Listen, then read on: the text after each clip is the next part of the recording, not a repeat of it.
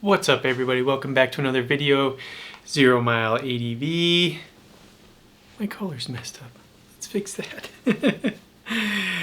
A true beginner's guide to adventure motorcycling. So leave your comment below. Ask me why I'm so terrible at riding bikes, why I have terrible opinions. It's because I'm new at this. Well, kind of new I guess. I have to throw that caveat in there. It's been a couple years now. Today, I'm going to make a case for why I still think the case for large adventure bikes. I talked about reasons, another video, why I would probably buy one, but I'm going to look at the case for large adventure bikes. There's another YouTube guy, far better than I, far bigger following.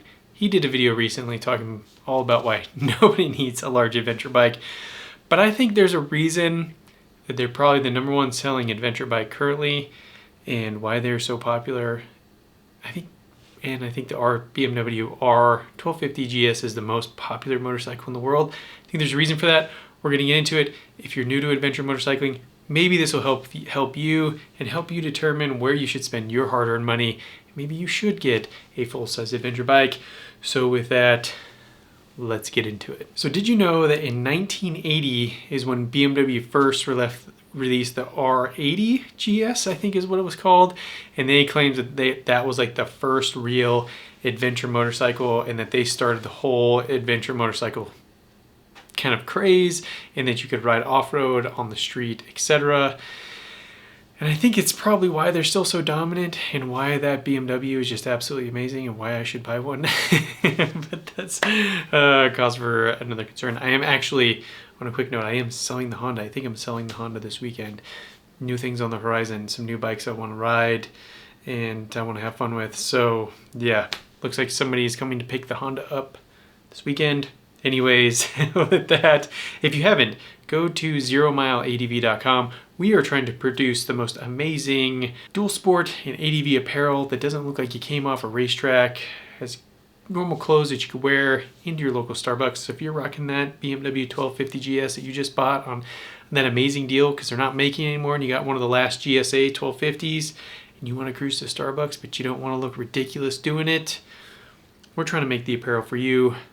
Comfortable, stylish, but also protective. So yeah, go to 0mileadv.com, support us. We want your feedback. Most importantly, with every purchase, we want your feedback. How can we make it better? How can we truly deliver a product that not only I want, but you guys want as well? Because not everything I want is perfect for everybody else. So with that, go to 0mileadv.com. If you're watching this video before our clothes have come out, you can download our free BDR packing checklist. Doesn't include camping gear, but includes everything else. And it's 4 things that I think are super, super important that I would definitely going to bring when I do the New Mexico BDR. All right, so with that, let's get into it. So first off, there is no denying my bias. I've had a couple of large full-size ADV bikes. I have had a KTM 1290 Super Adventure S, the more street-oriented one, and I did do a little bit of off-road with that bike. And I've had a Ducati Multistrada V4 Rally, which I also really liked, but I ended up selling. And I don't have a full-size ADV right now. I have a mid-size, I have a 900, I have a Husqvarna Nord 901 Expedition. Okay, so here's the big problem I see with the adventure bike industry as somebody who's new looking in and kind of getting involved, is it's kind of like the bro dilemma, right? Most people that you talk to, they're like ADV riders. They're like the overland guy that has like the wicked Toyota or Jeep.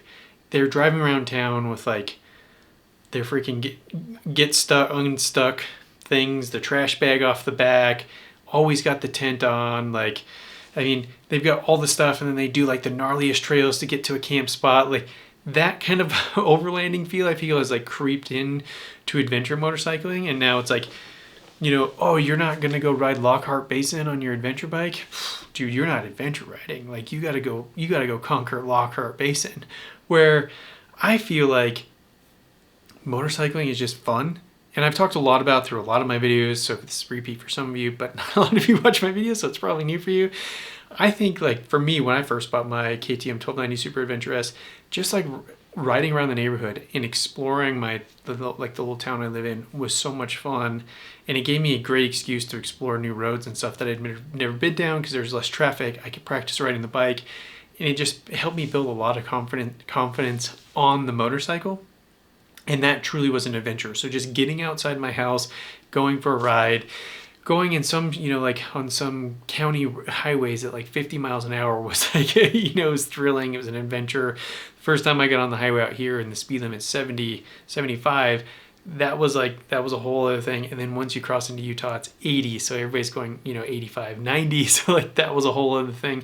So it was like each step, like just kind of getting comfortable on the bike, was an adventure in itself. And I don't know that, if you don't want to do super gnarly off-road terrain, it doesn't mean you're not riding an adventure bike and you're not having fun and you're not using like an adventure bike for what it's built for.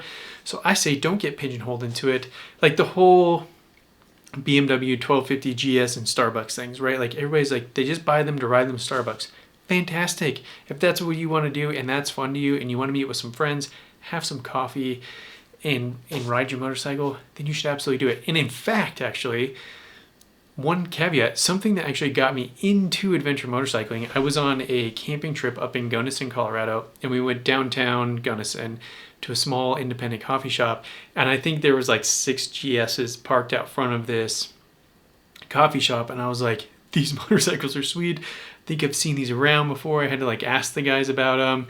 And then on that same trip we're driving home, I like see some more adventure bikes, and I was like, dude, I want one of these. Like, I've always wanted to ride a motorcycle. This looks fun. This looks awesome. Like, you can ride on dirt roads and the street. Like, it seems sweet. So, shout out to the BMW guys who went to the coffee shop because you helped me get into motorcycling. So, see, it's not all bad. If you want to ride to the coffee shop, it's awesome. You may be actually influencing somebody else to get their first motorcycle. All right, so what are the benefits of a big adventure bike? Obviously, one of the biggest things for me, I think, is the size and weight of the bike.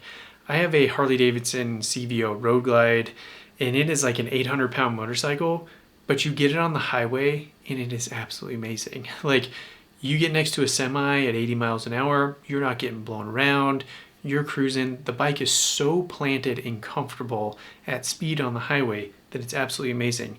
Now, when I take my Honda out, which is like a solid 300 pounds, and I get on the highway, and if I want to go up to the Grand Mesa, I have to ride a section of highway for a couple miles, and I'm getting blown all over the road. That front tire is super squirrely, it's all over the place, and it is just no fun. So granted, those are opposite ends of the spectrum, right? Like an 800-pound motorcycle and then like basically a 300-pound motocross bike that's basically street legal. But the weight of the motorcycle, if you're going to be doing any long distance road, the weight of a full-size ADV bike is going to be your best friend because it is going to help you from getting blown around. It's going to help the bike feel stable.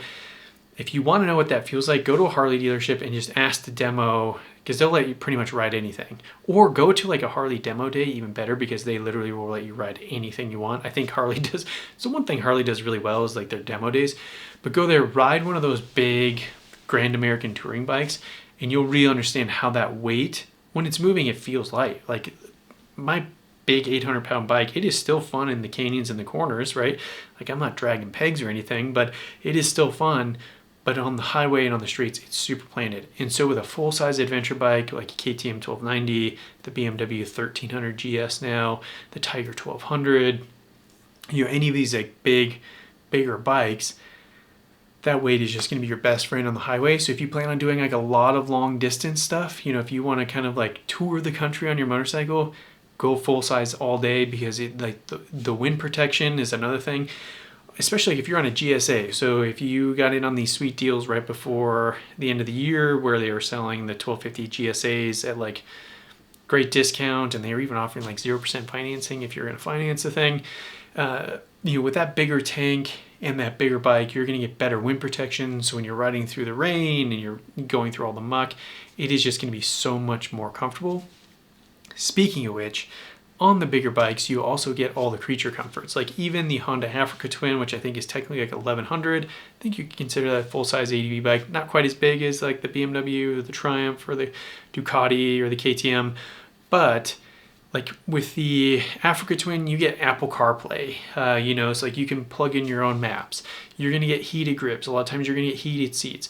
On the Tiger and the BMW, you're going to get shaft drive, so you don't have to worry about lubing and greasing your chain every 500 miles. So if you're going to be doing like a big cross country ride, Met a guy actually who did like the 4 corners, so like he went to all the 4 corners of the United States, and then he went dead center, which was like super cool. Like that's a trip you can do if you want to do that, but you also want to be able to do some dirt roads and do some camping on the bike.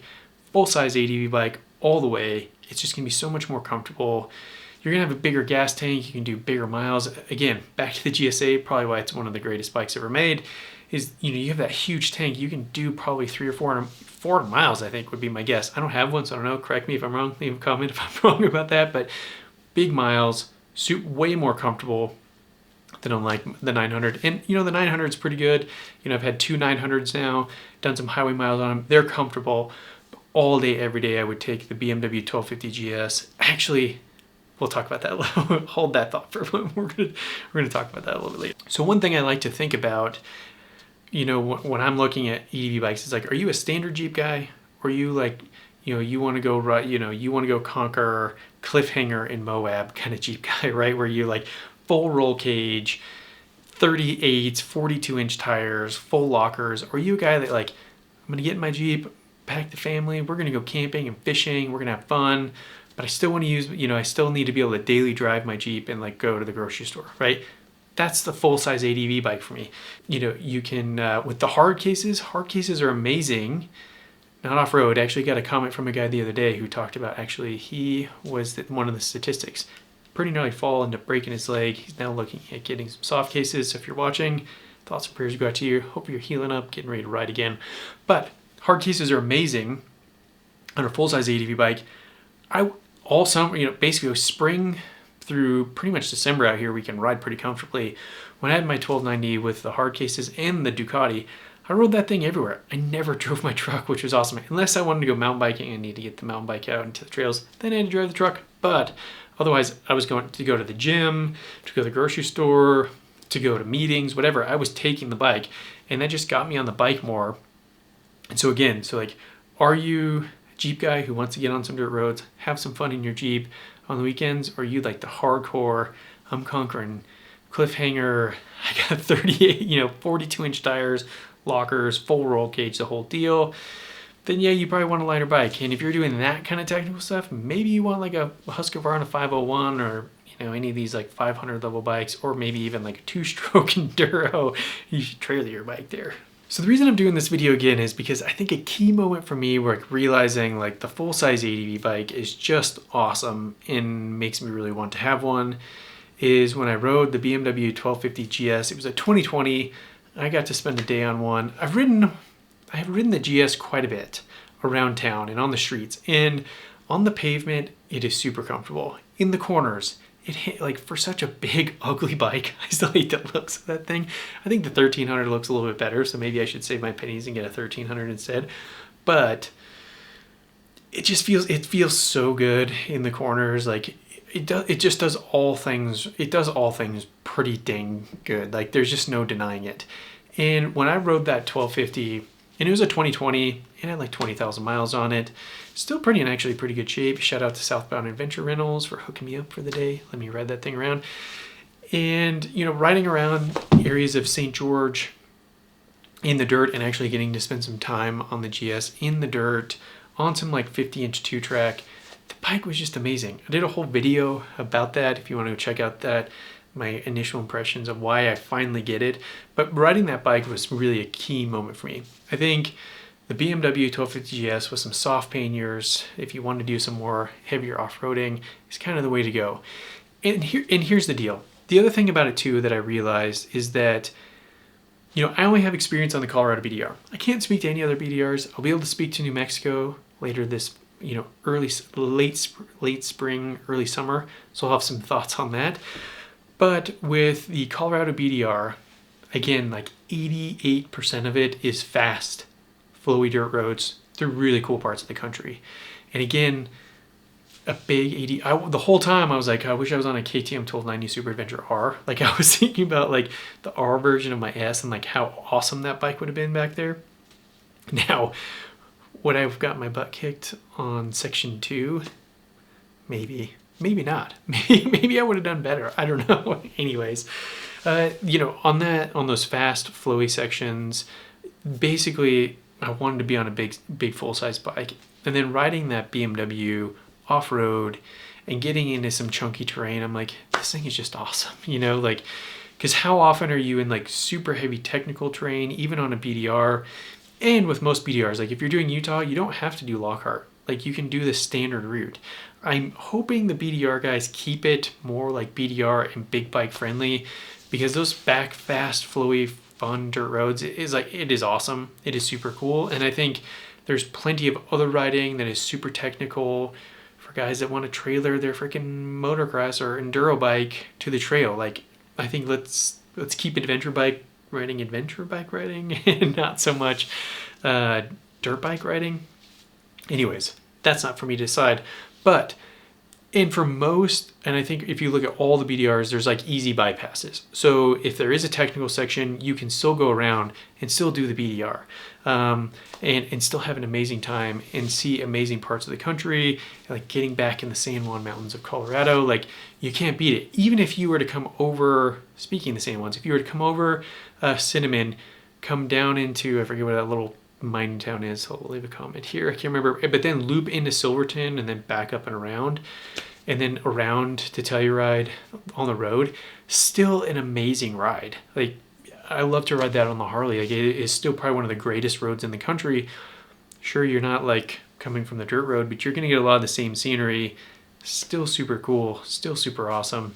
And back to another point, if you just saw my video last week about being embarrassed, like I had two guys, one on a full GSA, another on a GS, and they crushed it. Like they killed the Colorado BDR, even the technical sections, without any problems. So shout out to Mike and Stu. I think I'm totally drawing a blank. Yes, his name is Stuart. I'm so bad with names, and he's even been messaging me because he's kind of interested in our products too that we're working on. So anyways, sorry about that, Stuart. Awesome guy. But these guys crushed it on these big bikes. And so really it just comes down to get enough skill and you can easily do a BDR on a full-size bike and have a lot of fun. And on the dirt sections, you can have a lot of fun. You could commute there. I just think there's a lot of benefits to a really good full-size ADV bike that can't be beat because you're not going to be doing BDRs all the time, you know? So like, why not have the benefit of like, hey, I'm going to go ride with my buddies who have Harleys and we're going to go cruise canyons. Like, hop on your full-size adventure bike. You'll keep up. You'll be comfortable. Heck, you'll probably even ride better in the corners. You know, don't tell my Harley friends that. But anyways, if you haven't yet, please subscribe to the channel. The channel is slowly growing. We hit 1,000 subscribers, but maybe because it's winter and people aren't really thinking about motorcycles. Maybe they're like, I understand this now. Maybe when it gets warmer, I'll start thinking about motorcycles more. But trying to grow the channel, every subscription helps. Again, if you haven't, go to zeromileadv.com. Help support us there. Small company trying to make amazing motorcycle apparel. And there's a lot of big companies we're trying to compete with. And there's a lot of small companies that are just white labeling. And we're actually trying to make something from scratch. It's good. So go there, check us out.